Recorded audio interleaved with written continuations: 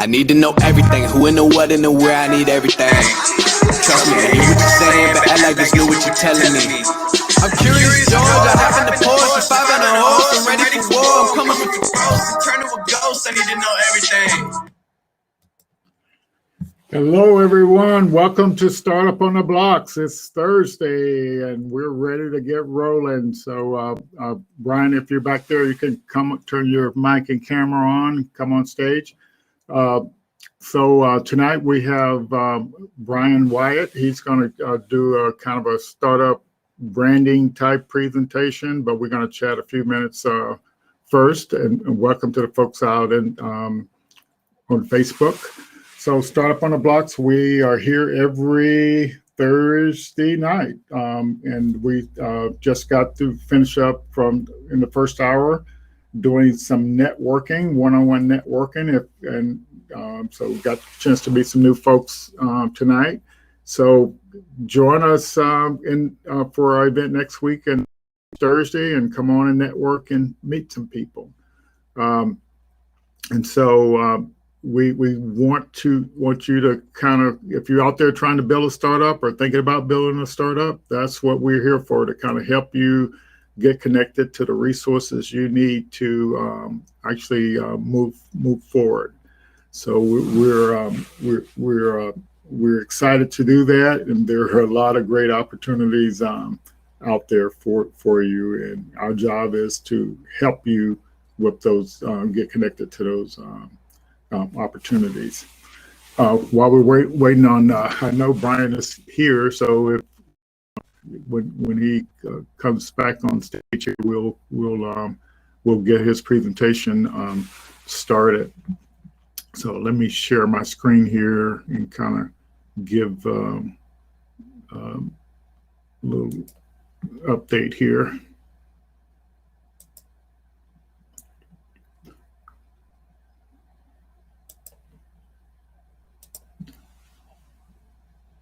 So I kind of wanted to make sure people are aware of our newsletter and how to use it. So like we have some links. Like we start off with a link to the event, so you can kind of get that and know where to register at. But previous week video, we always have a link to that on there. And then we have some resources that are for all founders. And so there are so many resources out there for founders. And so we just want to make sure you understand you're not alone if you're actually trying to build a startup. And so, or just becoming aware of what help is available for a startup founder. And so if you're working on an idea that scales, there's an opportunity for you. So out there. So I categorize these links. And so we recommend all our founders, even if you're thinking about becoming a founder, like for example, you want to check out this startup school.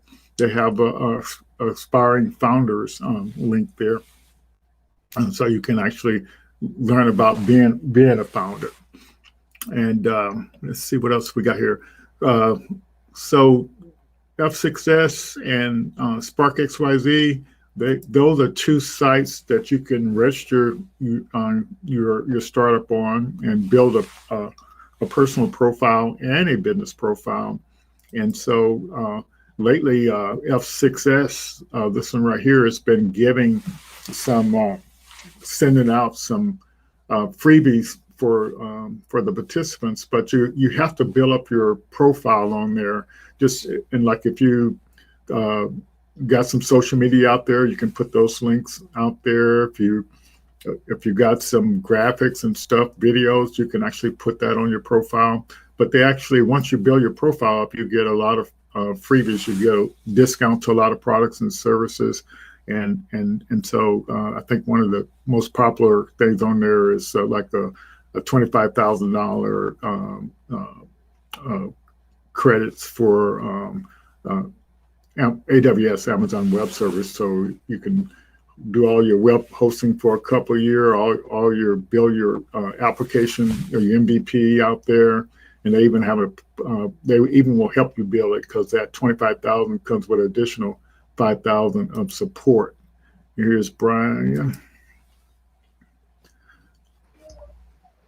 Hey, Brian. Welcome. Hey. Yeah, I can hear you just fine. And I was just going over a couple of things we were talking about earlier on the thing, before we logged on here. So did you get a chance to do a little networking? And I see you got some family members in the background. That's perfectly fine. We understand. And so, and I always want people to understand that, you know, being a founder doesn't, you know, you still have to do your family duties and stuff like that. Otherwise, you'll stay in the doghouse like me a lot of times. That's right. And it's National Video Game Day, so the boys are getting it in right now. There's some game heads like their dad. So. Okay, fantastic. And so, yeah, we definitely understand that, and we're not trying to. We want to help people learn and understand. We're you know, that's what we're more about than anybody else, and we want to consider the fact that everyone has a family, you know, or people they need to take care of. So, Brian, I guess we met earlier this year over at the PowerLink Expo. That's right. Yeah, and I was excited to meet you. And I guess your company, you came from over in Tallahassee, and you were one of the sponsors, correct? That's correct. We were a silver sponsor for the PowerLink Expo in Pensacola. We had an exciting time to bring our team out there to network, and I had the opportunity to give a presentation on marketing at that time as well. So that's how we connected. And another way we you know, we kind of resonate a little bit. I'm born and raised in Tallahassee, and you were over there in Tallahassee, so that was right. A neat connection over there as well. And so one of the things that companies and startups they need people like you that's got that marketing and branding expertise. So why don't you go ahead and introduce yourself just for a second here? So people. Sure, I'll do that, and I'll go ahead and see if I can share my screen. Well, it's not letting me. I might need to be. You can do it now. Yeah, you should be able to do it now. Okay. Because my introduction is going to be a part of the presentation on how to build a brand that people can love. Can you see the presentation mode? Or are you still seeing? Yeah, I can definitely see it. And did you want me to just let you go ahead with the presentation, and we can talk a little bit after? That's right, because my introduction is a part of the presentation, so I'm hoping. Okay, all right. So I'll let you go ahead and present, and then we can talk a little bit after that. But so yeah, pay attention to Brian here. He got some good information to share. Well, first of all, thank you, Lloyd, for this opportunity to come here and help some folks out about how to build a brand that people will love. It's one of the first and most important steps to starting a business and growing a business. And it's not something that you do at once. This is something that you're going to have to continuously work on as we go through it. But let me tell you a little bit more about myself and kind of my receipts and where some of this information comes from. I was originally born and raised in the south side of Chicago, Illinois.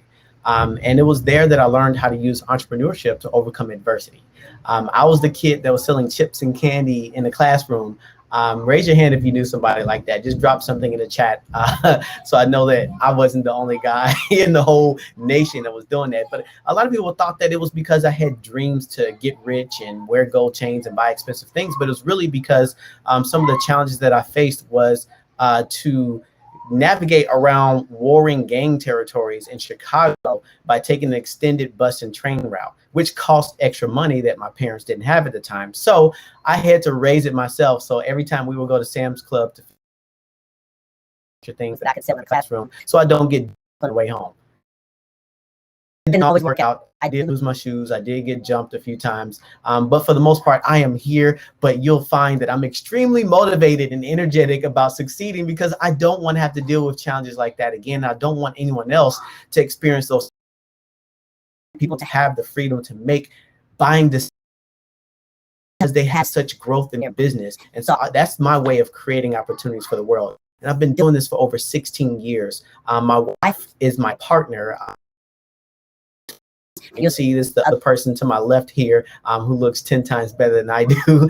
But her and I have a huge family of 10 children, and you're going to hear them in the back. But you can try to count them there, but I promise you it's 10 there, and they're a little bit older now than they are in this photo. But you can imagine that having a family that size is a lot like running a business. You have to keep your costs low and your income high. So that's why I have a few other brands and investments that I do, including Be Easy Graphics, our full service marketing agency.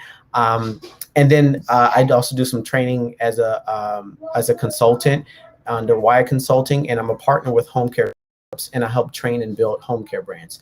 So that's kind of where all of this is going to be coming from. For the past 16 years, I've been accelerating brands with scroll-stopping visual experiences through graphics and video production, click-worthy website designs, and growth-driven marketing strategies through social media, email marketing, digital advertising, and more. So that's kind of the breadth of who I am and what I do. I am certified in inbound marketing, email marketing, growth-driven website design, and so much more. But I'm not really here to talk about myself. I'm here to help you understand branding. So if it's all right, Lloyd, I'll go ahead and jump right in.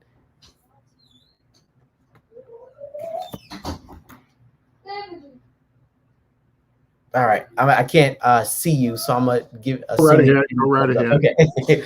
Okay. All right, so I want you all to think about this, right? Imagine this nameless, faceless feature with his hand out asking you for your hard-earned money and cash. And he said, hey, I have something great for you. Just give me $100 and it's yours.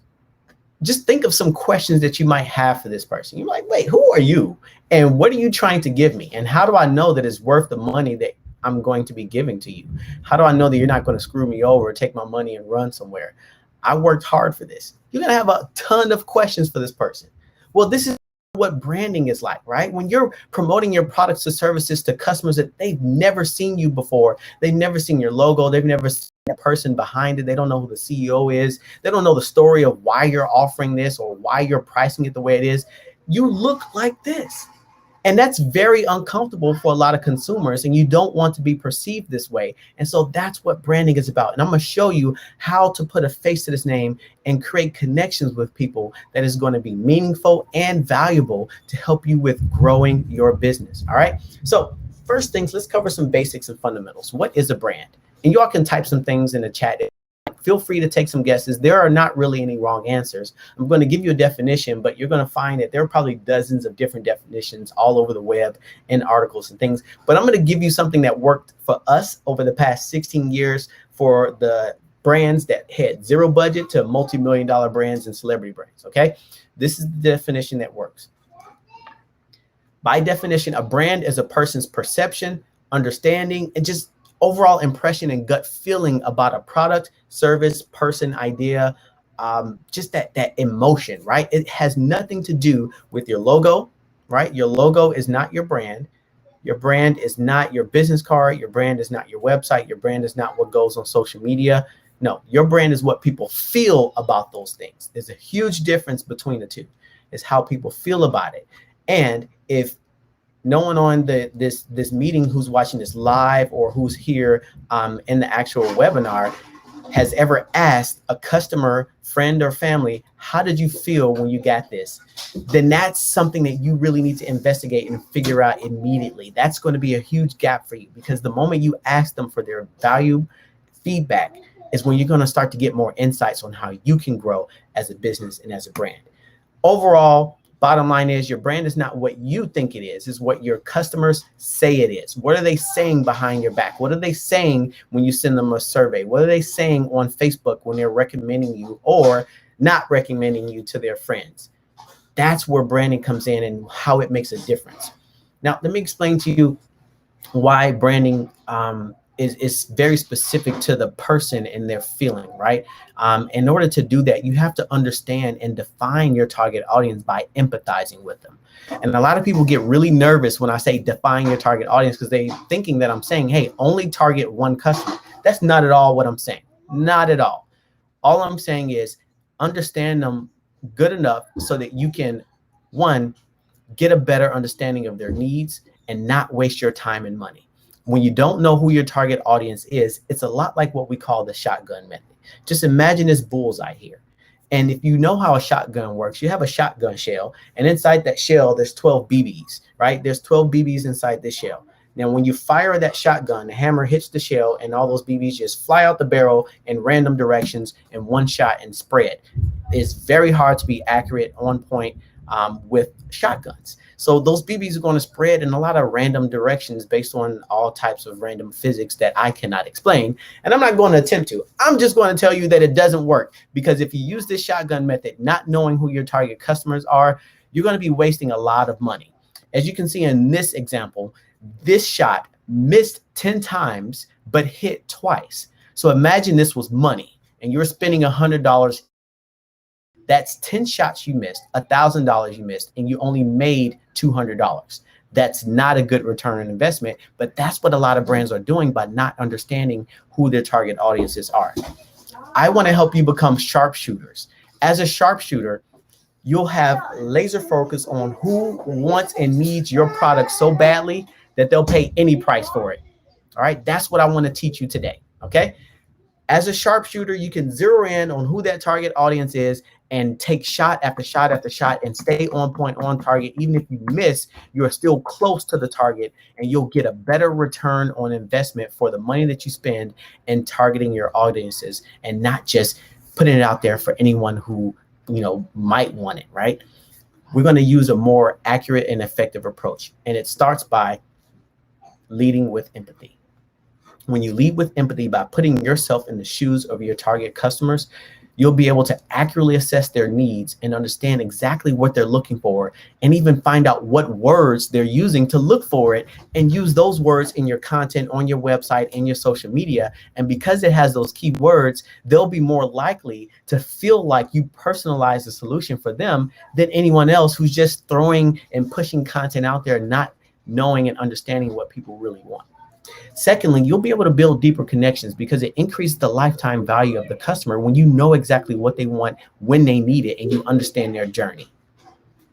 And then, of course, it's going to create this lasting value, because when you create a personalized experience for them that delivers 5-star customer service, they're going to be referring their friends, family, colleagues, and that cycle just keeps circling over, and you keep building this customer base that's going to keep your business afloat while you launch off that platform and acquiring and getting new customers. So that's why it's extremely important to understand who your target audience is, who needs what you have so badly. And again, it doesn't have to be one specific type of person. It can be people with different sets of problems, but those problems might be unique to very specific demographics.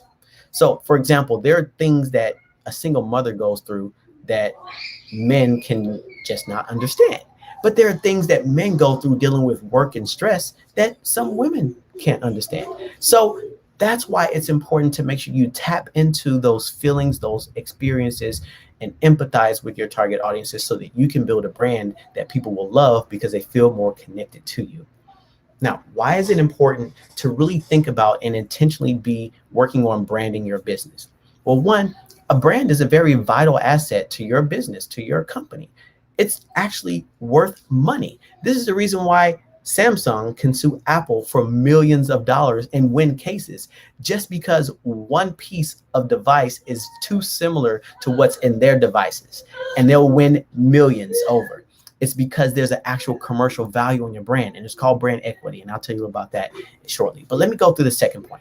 Your brand should also have a vision. You should know how you want people to feel about your brand, a feeling that it goes beyond the purpose of making a profit. If you're in it just for money and not to have an impact on people's lives, people are going to see right through that, and they're not going to want to buy from you. They're going to know off top instantly that you're in it for the money and not anything else. And that's going to turn them off, and they're going to look for the other solution that they feel more connected to. People are emotional buyers. We're not robots. We have feelings, we have experiences, and we buy things because we have needs, and we have emotions attached to those needs and goals. So your brand should have a vision that should accurately address those needs and goals and the feelings that people have in order to attend and present them the right solution at the right time to the right people. This helps create brand loyalty. When you do branding right, it results in people preferring your brand over another, and there's a monetary value for that. So if you are company or brand A and there's a competitor that's brand B, your product is 100 $150 and brand B's product is $100, if a customer prefers your product over brand B's, then that means that your brand equity is $50. There's a $50 difference between 150 and 100. And so that's what your brand equity is. All right. Daddy, Yes, Micah. how was your charger? Yes, you can use my charger. Get that one right there. Right here? Yes, pull it out carefully. You got it. All right, close the door, please. All right, that was number 3 of 10. All right, so when you have brand loyalty, it helps your brand stand out in a very crowded and complex marketplace. It helps you be remembered, and it helps you get referrals that's going to build up that brand equity, that commercial value difference between your brand and your competitors. So let me give you a visual example of how this works, because I'm a visual learner and I want to make sure that I account for people who might be the same way, right? So just think of it this way. Your brand potential is everything that it could ever be. So let's say you are a really amazing cook and you love to cook. So you could do all kinds of things. You could bake, you can do cookies, you can do cakes, or you can specialize in things like sauces, or you can specialize in barbecue. There's so many things out there in the world that you can do with your cooking skills. You have to narrow that down to a brand vision to understand what are the specific needs and goals that you want to address in the marketplace that you feel you are best equipped to solve. So, for example, I'm a good cook. I love to cook, but one of the things that I specialize in is sauces. I was a saucier when I was growing up in Urbana, Illinois, going to school. I was really good at making Alfredos, spaghetti marinara sauces. I was good at beurre blancs.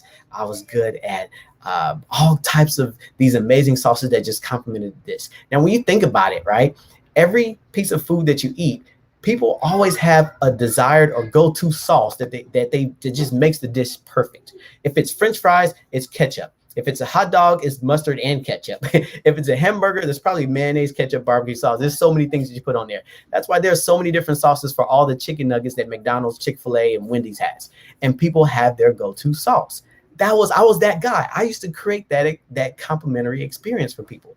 So one of the things that I could do is create a brand of custom sauces that are homemade from scratch with natural organic ingredients that are also very good for you, and maybe even have some homeopathic benefits to reducing stress, improving your mood. So that's my brand vision, right? I've narrowed down all the possibilities into one specific thing that I can do that's unique and it's important and valuable to the right people, like naturalists, herbalists, and people who love holistic foods and products. So that's my brand vision, and that's what I want to deliver to them. Now, in order for you to experience brand loyalty and get that brand equity, what you promise about your brand has to match up with the actual experience that they have. So if I give you a product and I package it all nice and it looks good, that's not enough. It has to taste good. It has to make you feel good, and it has to do what I said it was going to do. If it doesn't improve your mood and it doesn't taste good, then the experience and the brand promise doesn't line up, and your UVP or MVP is broken, and people will not believe you. They will not trust you. And as a result, your brand equity is out the window. You won't be able to build that brand loyalty. You won't be able to make money. People are going to spread bad reviews. We don't want that. So you have to make sure that you tailor an experience and quality check everything about your product or service to make sure it aligns with your brand promise. Yes, Mike. Where's the cheese pizza? You're going to have to ask Madison. Can you ask Madison? All right, thank you. All right. So I hope this is helpful for everyone. This is a very visual example, and I'm hoping that this gives you a better understanding of how branding works and what the overall goal is. And the goal is to line up your brand vision with the actual experience in order to create that brand equity and bring that brand equity closer to what your vision is. If what you envision is not what people are experiencing and not the value of what you're getting in your bank account, it's probably because one of those things are broken in the middle. Either what you're promising, you might need to make some adjustments on your unique value proposition, or it's the experience. What are people experiencing when they're getting your product or service? If something's not right, then your branding is off and it's not going to be bad. Now notice, this didn't have anything to do with your logo. This is about the person's experience in connecting and interacting with your brand. And yes, there are some things that affect how they feel about your brand before they even make contact with you, like your logo or your website and the things that you say on it. But More importantly, the experience is what drives your brand forward. Now, I want to make a very important distinguishment here. A lot of people confuse branding with marketing. They're not the same thing. They're very different. So I'm going to give you a very distinct definition for marketing for you to remember, write down, take a screenshot, whatever you need to do, okay? Marketing is not one thing. It's the entire range of activities, institutions, business practices, and processes that is used for creating, communicating, and exchanging value while building and maintaining mutually beneficial relationships. Those are the two key things that I want you to remember. That you have to understand how to create, communicate, and exchange value while building mutually beneficial relationships and maintaining mutually beneficial relationships. So let me break that down a little bit there. As a brand, you have to figure out how to create. To create value, you have to do one of two things. You have to either help achieve a goal or help solve a problem. It's very simple, right? If I want to lose weight, I have a problem, then I'm looking for solutions. If I want to make a certain amount of money, I have a problem or a goal, and I want to find some solutions to help me get there. So you have to learn how to create solutions to a problem, and therefore you create value from something that people need. Now that you have a solution, you have to communicate that solution. You have to get the word out and build that brand awareness. And that's where branding comes in. Branding is what that name, term, design, that logo, that experience, what it means to a person emotionally. And there are a few phases that you have to go through in order to get branding right. First, you have to develop your brand. That's where the design and content creation and logos and stuff goes through, because certain colors elicit emotions. And for example, yellow is the color of joy and happiness. Orange is the color of sociability and cheerfulness and friendliness. Blue is a color of trust, security. That's the reason why police cars have a blue stripe, right? It's because it's about security and trust. Green is the color of growth and life. Purple is the color of creativity and wisdom and imagination and spirituality. So every color can help you with creating that brand vision before they even interact with your brand. So you have to curate and design that experience from start to finish in your phase of developing your brand. Now that you've created that content, you've got to get it online. Back in 2019, 85% of consumers would look for a business online before they would even make a phone call or make a purchase. That number has exponentially grown now that COVID-19 has happened. Everyone is looking for a business online before they even make contact with them. So you have to build your website. You have to get your social media up. You have to build up your digital channels and search engine presence so that people can find you a little bit more easily. Now that you've got those things, you have the first things that you need in order to start building that awareness. You can use social media, public relations, and advertising to put your message out there to create those connections with people using the right message, because you've done the research and you understand what people are looking for. Sending it at the right time because you've done the research and you know when they're looking for it. And sending it to the right people because you've done the research and you know who is looking for it. And that's going to get you the best results. Now that you're making contact and creating connections and building up your social media followers, getting more website traffic, you have to track and measure all those things and start activating your sales programs so that you can get new business. And so you should have either, at least yourself should be your number one salesperson, but maybe you should hire maybe a few interns or some people who are working on commission to help you with getting new customers and clients. Hire brand influencers, some people to help you with selling your products and services so that you can make some money. But those people also affect your brand. If they have a bad attitude, if they are not getting the results that they promised, they're going to be affecting how people perceive your brand as well. So all of these things affect your brand. And I won't let you, I won't strain your mind real quick trying to guess what CRM is. I'm going to tell you. It stands for Customer Relationship Management. Remember, the second thing that we said marketing was maintaining mutually beneficial relationships. After the customer gets your product or service, that should not end the relationship. You should follow up, give them tips, tricks on how to best use the product or service. Stay in touch. Ask for the referral. Ask them to follow you on social media. Ask them to sign up for your email list. Stay connected. Stay connected, build that relationship, send them a birthday greeting card or a holiday greeting card via email or e-gifts. So those things mean a lot to people because we're people. Just imagine it like a relationship. You have to maintain communication, because in any relationship, if you don't have communication, it's going to fail. And it works the same way in business and with your customers. And that's how you manage the growth of your brand, with those final things. And this is a spectrum, and it's a continuum because it doesn't end. At some point, you're going to realize that the marketplace has changed. And so you might need to go back to the drawing board and redevelop your brand. So it's okay if you feel like there's a time when you might need to rebrand. And so you can go back to the beginning and start redeveloping your brand, doing that research again, and getting a better understanding of what type of content you need to create and put online to attract and engage your target audiences. Listen, I enjoyed talking with you all. This is something that I get really excited about and my team loves doing. Here's some examples of some work that we've done creatively to do this for our customers, with getting them online, with building their brands. We've worked with all sorts of brands, from nonprofits to large corporations, to government entities, and some celebrity and music brands. So if you have any questions about our work and how to excel in this space, don't hesitate to reach out to me. You can also book a strategy session with me using the link here on the screen. And by the end of that strategy session, we will have a written actionable plan that is backed by qualitative market research to help you map out your next steps and understand who your target audience is. So if you're not sure where to begin with that work, this is the place to go for that. All right. I also do some branding and marketing coaching that we can do one-on-one on a monthly basis. If you want more information about that, then you can use the link, the second link here, and I'll be your go-to person to check in with you and keep that cadence of accountability so that you can continue working toward your business and brand's goals.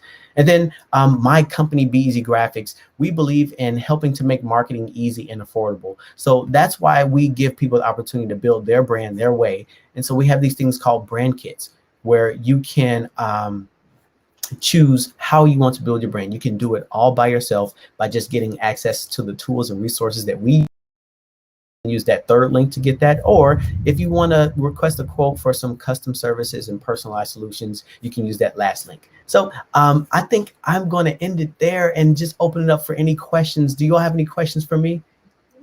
Okay, let's see what we have here. It wasn't okay. Sandy is complimenting you on being a great presenter. Let's see. In your consulting, how many companies have you assisted and watched grow to successful and profitable business? That's the first question. And then the second one, have any of those businesses grown to $500,000 or $1 million? Man, that's a So yeah, this is a two-part question, and thank you for that question, Sandy. So the short answer is yes. I have helped some businesses grow to $500,000 or $1 million. Specifically, I started with a small, I want to say about 5 years ago, a small home care brand. And so she was just offering home care services for seniors in Tallahassee.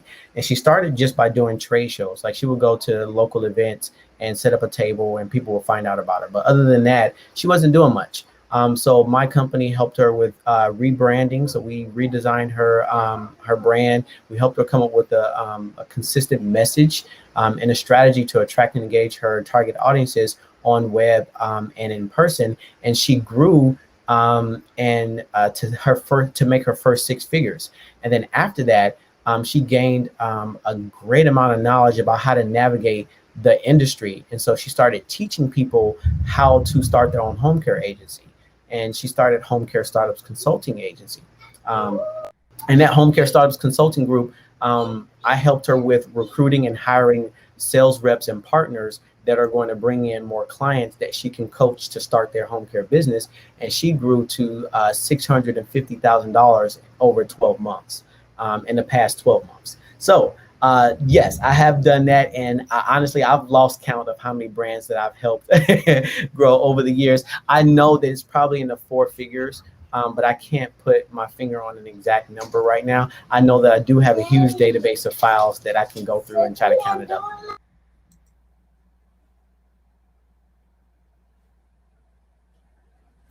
So I know there got to be some more questions out there, so start typing there. Lord Junior, if you check on social media and see if you see any out there, that would be good, and pop on with those. I wanted to ask you, Brian, like when you when if let's say I wanted to become a client of yours, so walk me through what you would do. Yeah. So one of the first things that I would do is we like doing what we call a brand assessment, right? So we'll have you complete a questionnaire that'll kind of tell us where you are, what you've tried so far, what worked and what didn't work for you. And then based on that information, we'll go and do a little bit of research on your brand and see channels you're on, what type of engagement and awareness that you have on those channels. And then based on that, we'll know exactly how to get you to the next step. So we'll give you an assessment of what we found and say, hey, you know, we noticed that you only have 500 followers on Facebook. Brands that have about 2,000 followers see better results. And so are you experiencing these types of challenges on Facebook? And we'll kind of make assessments based on what we see.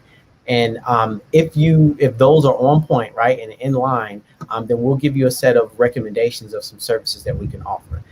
It doesn't always have to be like a rebranding or anything like that. Sometimes it's just we need to get you in front of more people.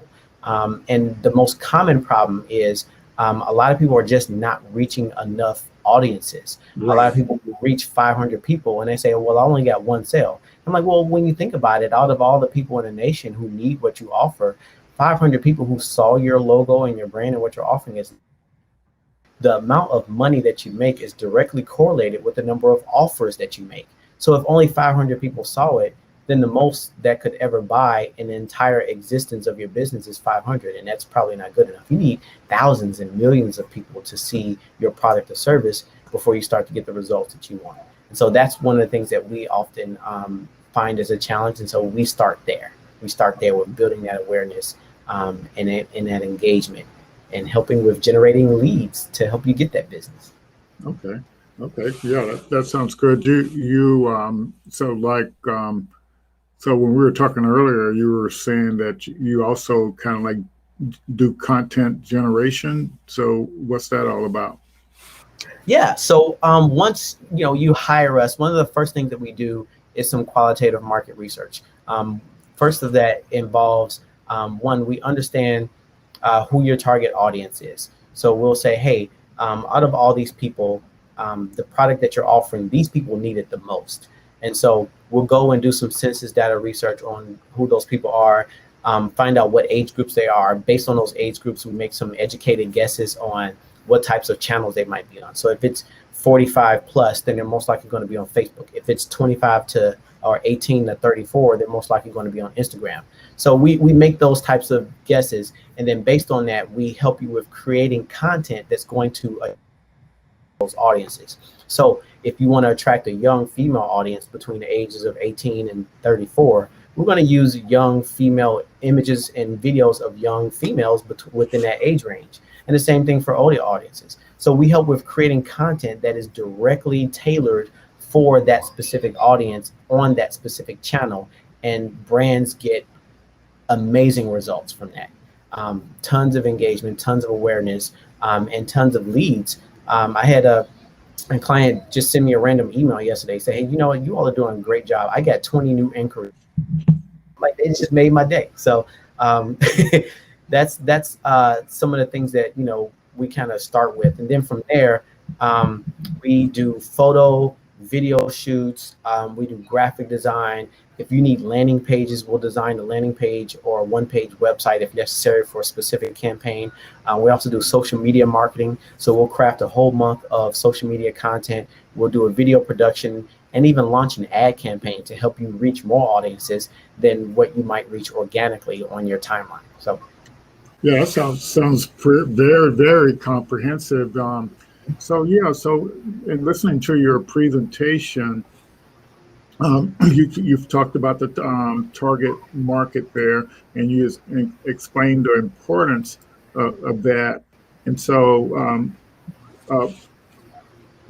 so what I wanted to kind of emphasize is like a lot of times when let's say if a startup founder is doing a pitch, and they get the questions at the end, the judge might say, or the investor might say, well, what's your customer acquisition cost, and so that's a marketing related question. How much, and you sort of went into that a little bit in your presentation.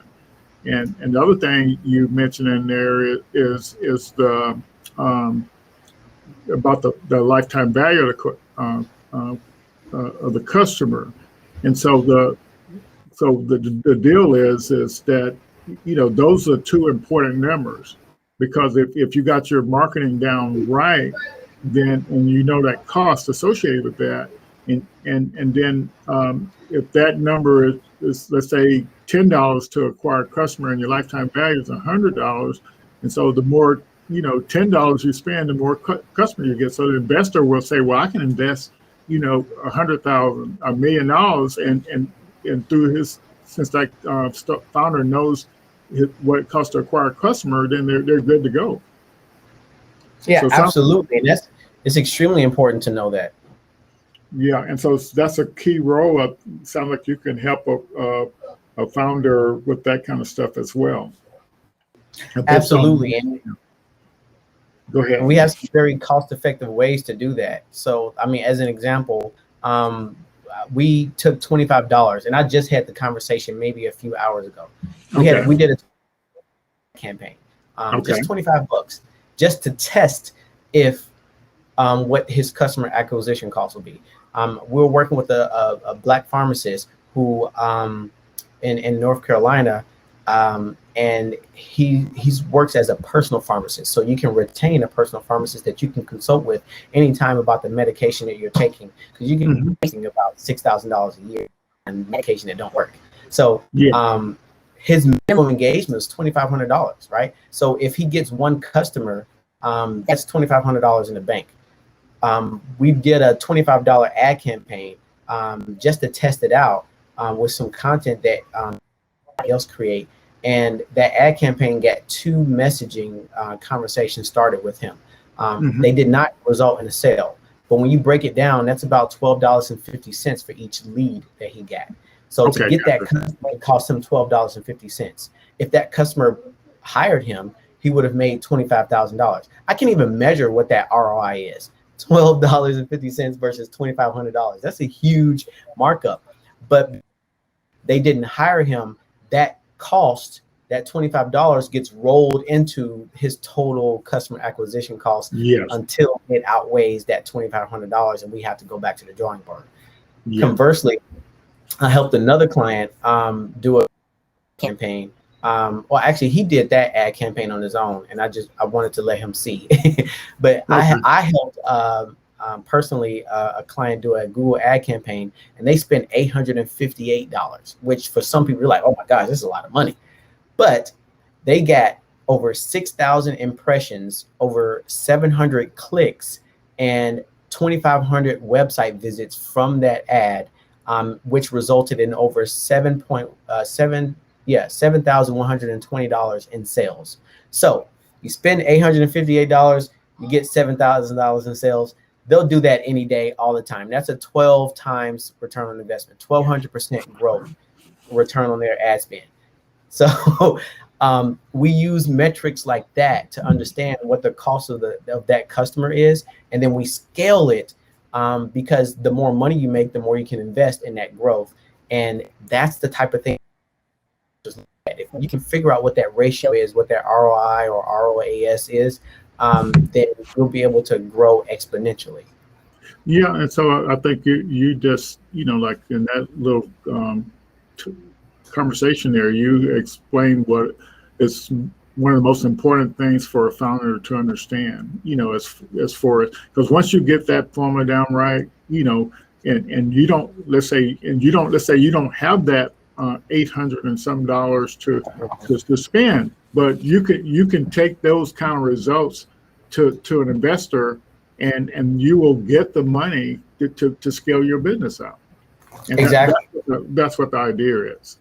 Exactly. Or get grants that will help you with your ad spend.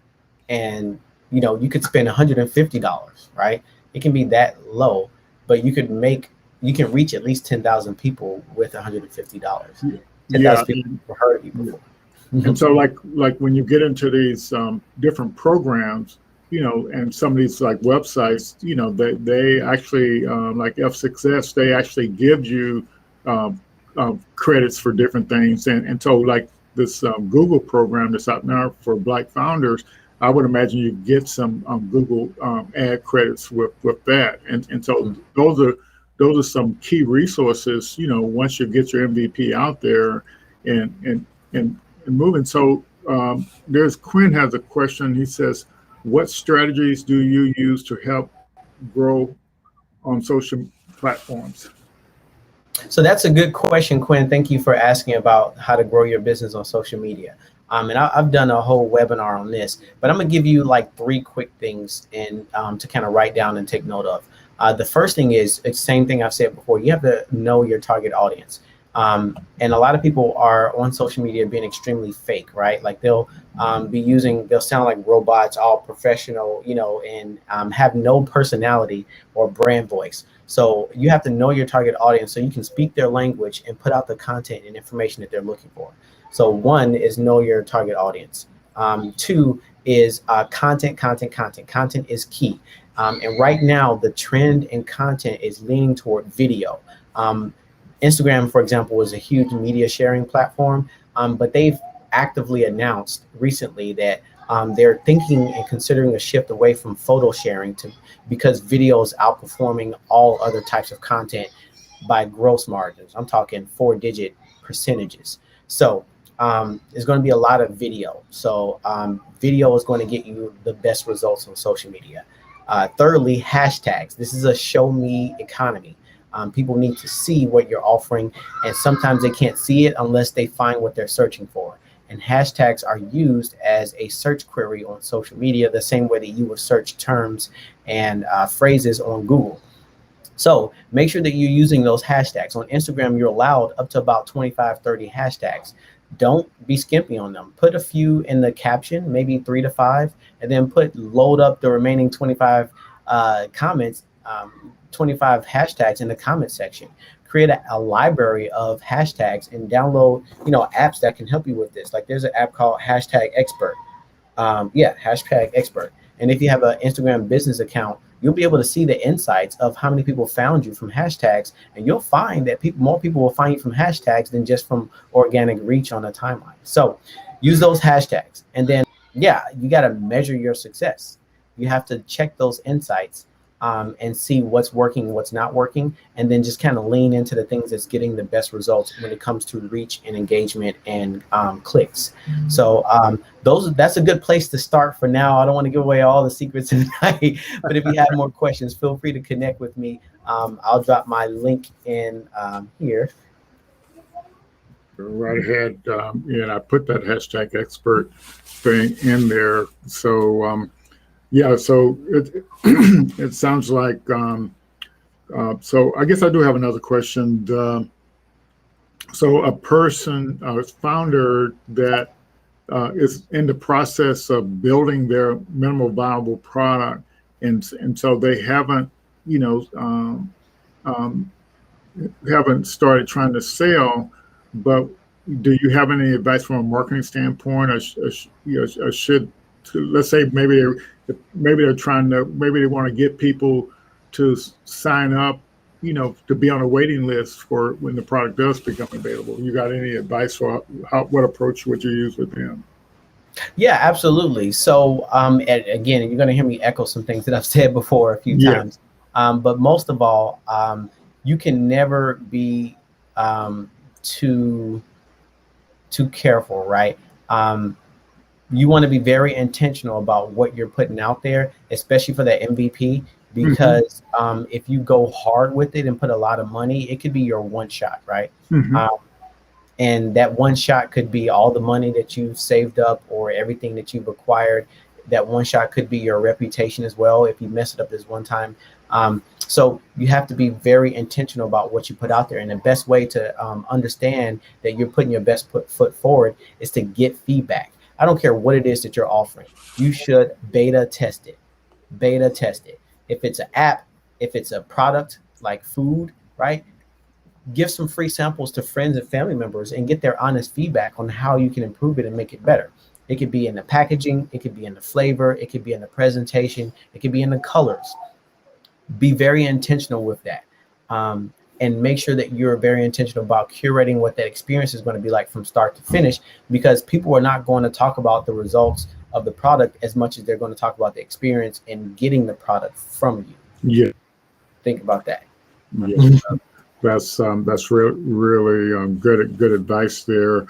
So I'm looking and I don't see any more questions, but from my perspective, and I've been in several accelerator programs, and that marketing, definitely is a key thing, and that branding is always emphasized, and to kind of help you move forward. So you have any kind of like parting words you want to share, and so I guess I can assist. Do you kind of like charge by the hour, or do you have packages that you sell? Oh, yes. So I guess my parting words would be, again, we as an inbound marketing agency, we take a very consumer focused approach to what we do. Okay. And a part of that approach is leading with empathy. And I can't emphasize that enough. You're dealing with human beings, right? Yes. Unless you're selling products to animals, to dogs or something. But when you're dealing with human beings, you have to really put yourself in their shoes and consider things from another perspective and not just from how you see it. Okay. Because that's what's going to lead to your greatest success. And if you have questions about how to do that, you're not sure, you can book a free consultation with me using the link that I shared. Okay. But I do have packages that you can find on the brand kits link, and I'll drop that as well. Okay. As well. Rainbow wings now. Mm-hmm. And what I kind of recommend to people too is, when you start pitching your idea, and that means you may not even have your product or anything yet, and you win a pitch competition, this is a potential place where, this is how you get money to do the stuff you need to do in building your MVP. So that's a pretty neat initial strategy. And then also, like, let's say if a person already has some advertising credits like Facebook, Instagram, or Google, but they may not know how to do an effective ad, that may be somewhere they can leverage a service like yours to kind of get some help as well. Yeah. Absolutely. You're absolutely on point with that. Yes. All right. Well, we appreciate all the things you share with us tonight, and so I think it sounds like you have an excellent approach for dealing with the customer, and like a comprehensive approach, and there's a lot to it. And so, sometimes we learn the hard way, like even, with the marketing, we do for Startup on the Blocks, and, and other things. It's just a challenge to kind of connect with people to get them to understand. So like my biggest dilemma now is, trying to reach these different audience to get them interested in the startup ecosystem, and taking advantage of the help that's actually there. And so, but you definitely inspired me tonight to kind of look at it, think about it in a lot more different ways. So yeah, as you can see in the chat, you got some great compliments there. Thank you. All righty, and I'm gonna try to get over to Tallahassee to visit that innovation center over there, and visit some family over there. So I hope I can catch up with you the next time I'm over that way. Yeah, it's a great space. So yeah, let me know when you're coming this way. There's not a lot of traffic going through there, right now because they're in the process of repurposing some of the levels there Okay. for some more tech and arts type of Yes. brand engagement. But yeah, it's beautiful, absolutely beautiful. Yeah, and I understand they want to start focus on innovation a lot more, and I can definitely help them with that. So I'm anxious to see some potential opportunities to collaborate on that. So that's what's so fantastic about this startup world. Like I got an email from the director over there for the Innovation Center yesterday, and they want to collaborate with Startup on the Blocks and what we're doing down here. Nice. And so too, because really the whole state of Florida wants to help people, build their startup and Yeah, they have to. I mean, that's the key to growing the economy here in Florida is business. And it's such an amazing thing that so many businesses have sparked up since, the pandemic, because people are seeing this huge window of opportunity to make an impact, not just in their lives, but on the local economy that they serve. And so that's one of the things that drives me forward. So all right, fantastic. And anything we can do to help you out, and we'll definitely and I'll also I'll share the video with you, and I'll share your presentation part and the conversation part. So if you want to, I know you got plenty of content already, but at least you created some more tonight. Oh, absolutely, and I will repost it and share it. So thank you in advance. All righty, so and we definitely want to have you as a partner and as we move forward. So as we become more and more successful, we'll definitely reach out to you for support. All righty, yeah. So I don't see anything else. So we'll sign off a little earlier tonight. We just a few minutes early, but I will, and you're welcome to go ahead and Leib, I'm going to talk a little bit about our program, unless you want to hear, stay on and hear about it. You're welcome to stay on and hear about it. So Brian,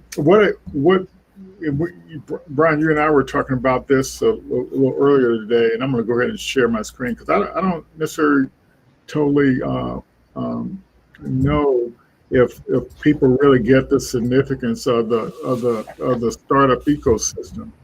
Yeah, there's just and so when you think about the startup ecosystem, it's really, really huge, and there's a lot of things out there to help founders. And so we just make sure everybody that that's listening out there, or on Facebook, wherever, if you want to learn about what it's to be like a startup founder, the Startup School it's a great place. Startupschool.org.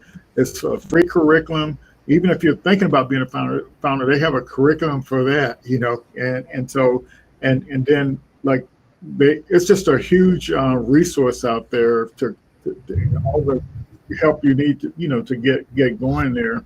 And I spoke about the F6S a little bit earlier. This particular website, it's most competitions, accelerator programs, that's the largest site that lists pitch competition, accelerator programs, and you can search them by geolocation, and they have over $1 million worth of freebies that once you build your profile up, you can do it, and you don't have to be in any accelerator program. You just build it up on their site.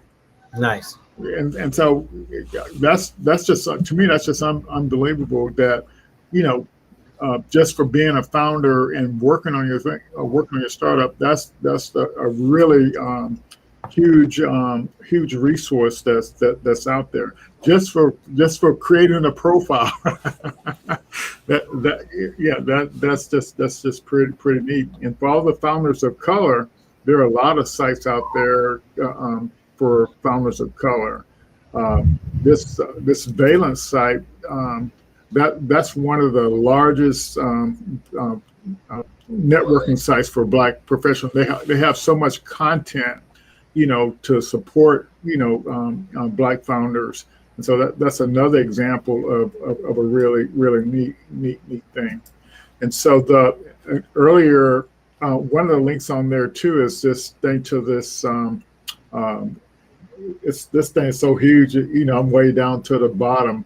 but Yeah. it's a list of over 700 and some resources for it's an ecosystem for Black Americans, and it's all over the United States.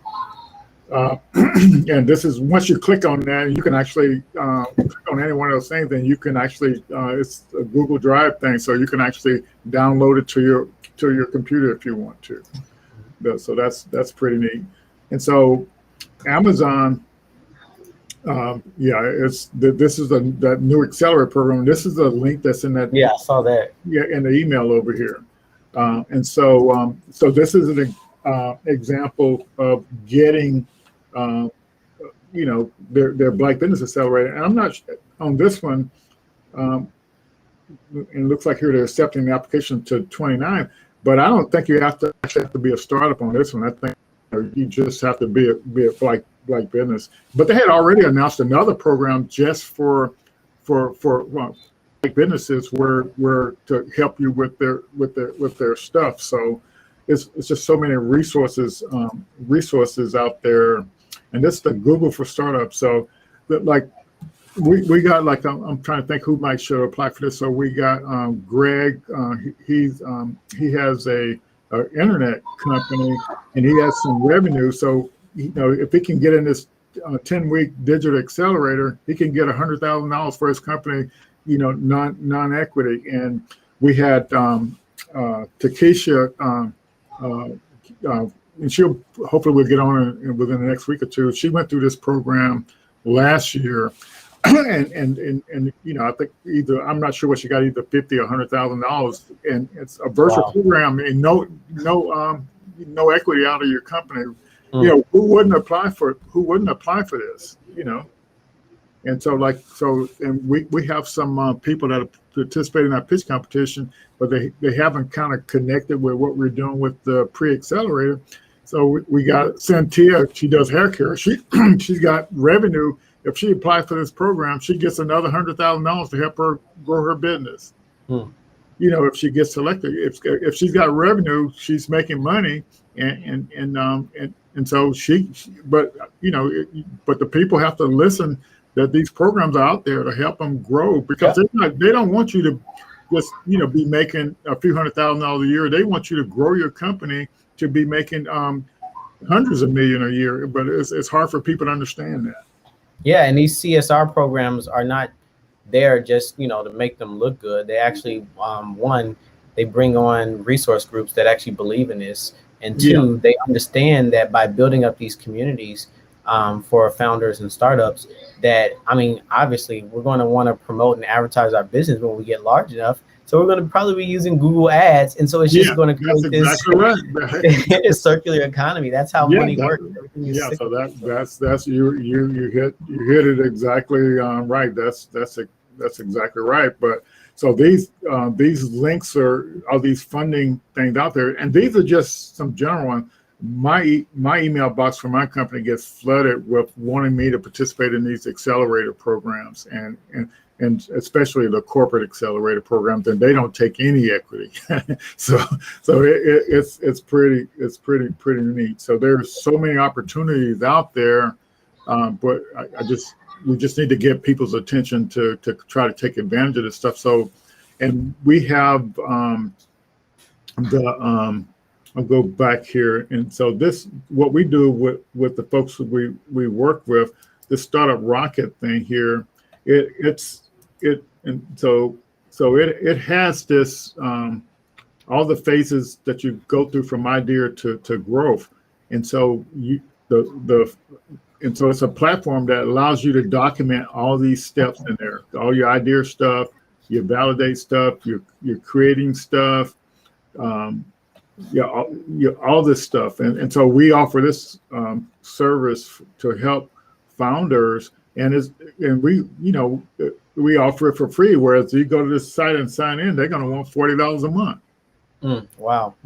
See what I'm saying? We're trying to help people, and this is a site where you can actually just keep track of what you're doing, and then as you do all this stuff, you can actually invite the investor in, or you can invite your mentor in as you're doing it to get feedback and help on actually moving it forward. Nice. So I just hope people are our folks here in Northwest Florida and even over there in Tallahassee, so to just to kind of join in and take advantage of some of this stuff. Yeah, absolutely. All right. Well, we appreciate your help. I could help and everything tonight, and I could talk forever about this stuff, but but I really enjoy having you on, Brian, and go play some games and have some fun with the kids. Oh, it's time for them to go to bed. So that's okay. the next step. So I can have some quiet time now. All right. Well, you pray and meditate. Okay, fantastic, and congratulations on all the things you're doing. Thank you, and once again, thank you for inviting me on today. All right. Bye-bye, everyone. We'll see you all next week. Bye.